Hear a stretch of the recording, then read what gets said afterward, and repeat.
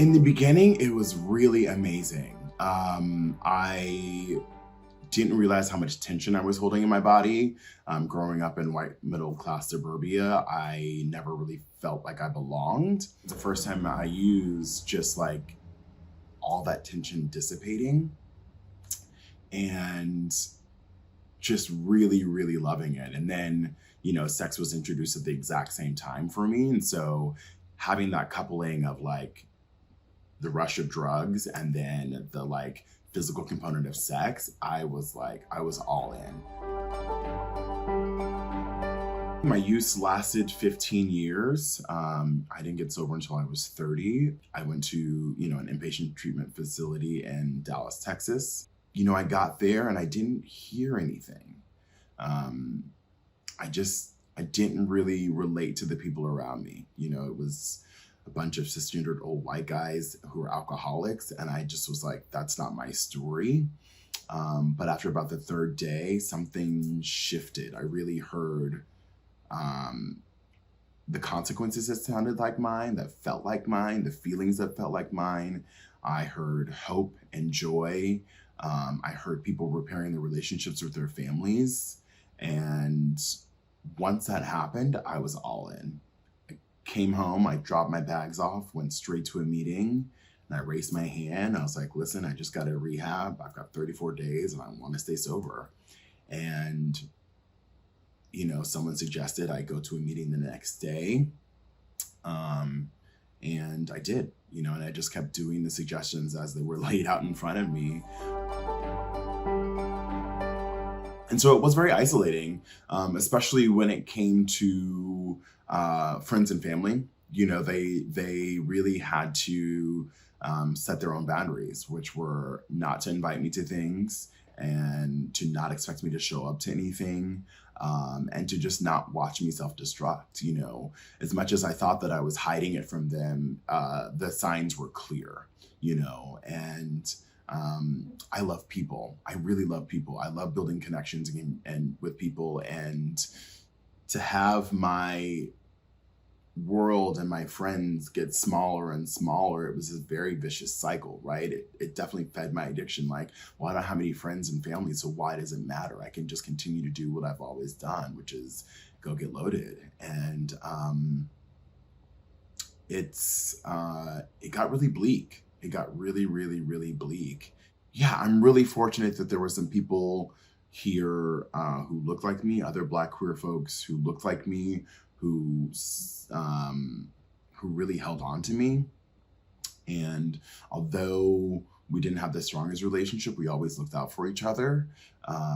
And from there, we started to hang out more, and I started to have a community of like-minded folks and, people who looked like me, which I never had before, and was able to really find my own identity through that. And I'm just so grateful for that. The best way that I manage it is I threw myself into the program, right? I went to as many meetings as I possibly could. I went to fellowship all the time.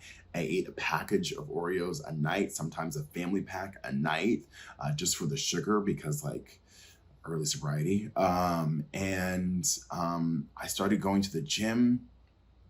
And I really just started checking in with people about this stuff, right? And sharing ad nauseum about what was going on. And that helped a lot. Avoiding going certain places for sure. I didn't go north of 72nd Street in Manhattan for the first 2 years of my recovery because I did a lot of damage in Harlem, and I just didn't want to even come near or around anything that would even trigger that. And some days were easier than others. Some days it was really just white knuckling it until I could get to bed. And other days it would just take 10, 15 minutes and the thing would pass. And so, that's really how I've managed it. Honestly, I started using and started having sex at the same time. So, I had never had sober sex, maybe 1 or 2 times in my entire life.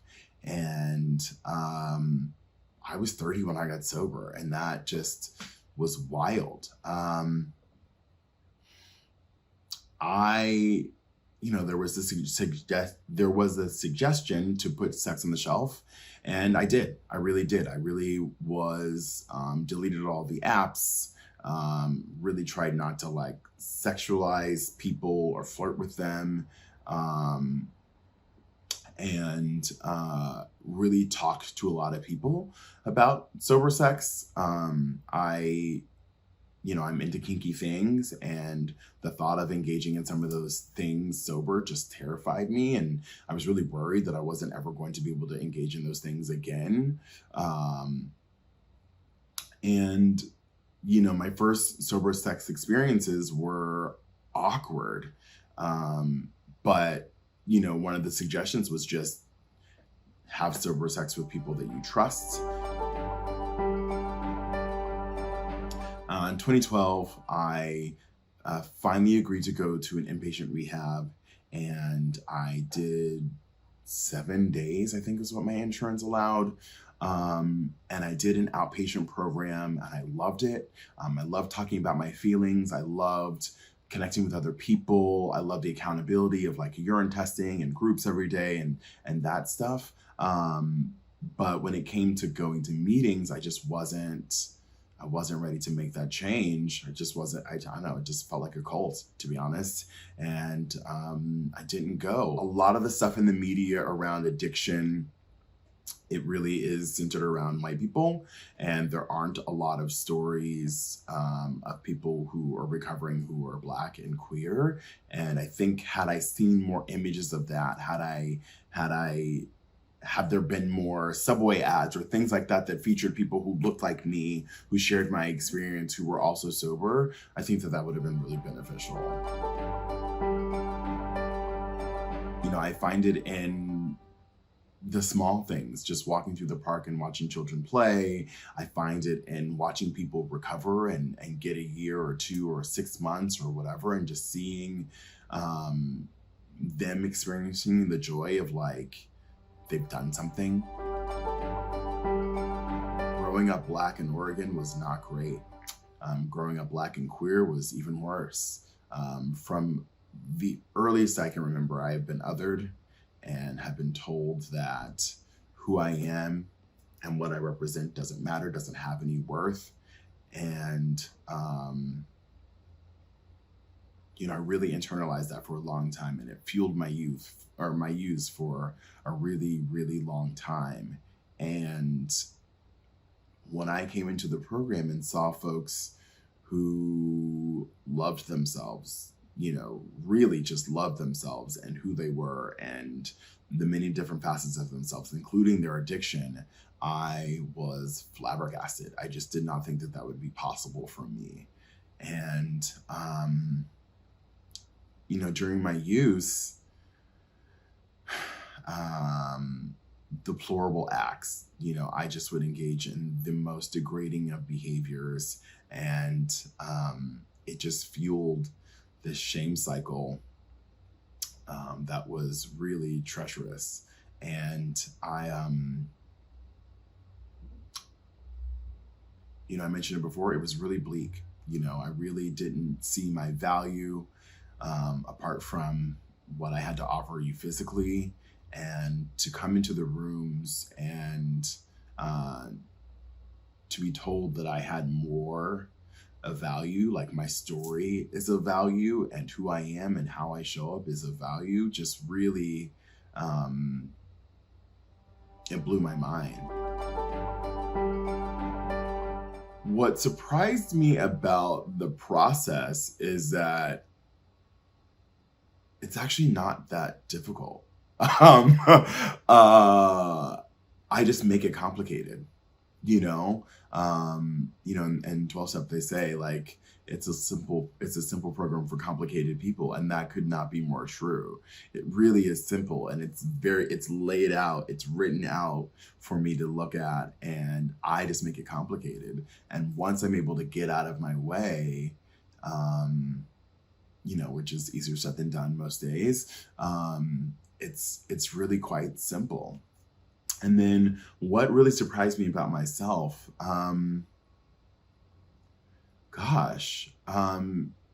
I knew I was resilient. I knew that I was powerful. I knew that I was meant for something, but I never knew to what extent until I got sober, right? Until I put down the drugs and really, changed my relationship to sex. I just didn't know. And I'm so grateful that I was able to find that and really tap into that and lean into it and use it whenever I possibly can.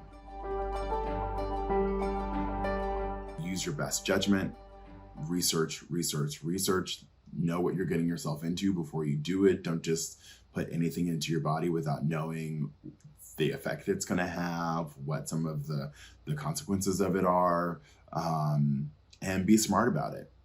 Check in with folks, let them know that you're going to be doing this thing.